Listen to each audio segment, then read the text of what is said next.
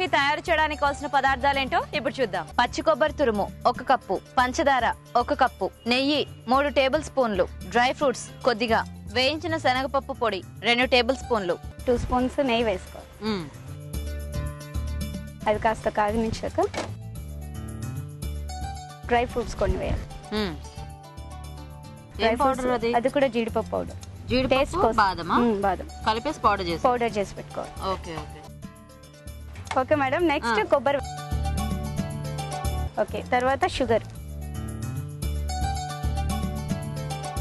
Sugar వేసిన తర్వాత ఇలా వేస్తుంటే అది పాకం లాగా తయారవుతుంది. అవునా?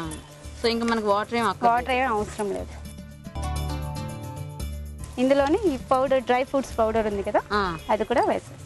Okay okay okay. సో ఇప్పుడు ఇది బాగా దగ్గర పడాలి. పంచదార, కొబ్బరి, నెయ్యి మంచి వాసన వస్తుంది కదా బాగా.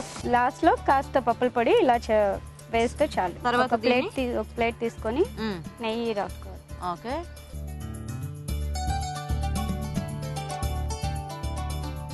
దీన్ని ఇలా స్ప్రెడ్ చేస్తూ మిగిలిన బాదము దీని మీద పెడతారా? దీని మీద డెకరేట్ చేసే. కొబ్బరి బర్ఫీ వేడివేడిగా రెడీ అండి.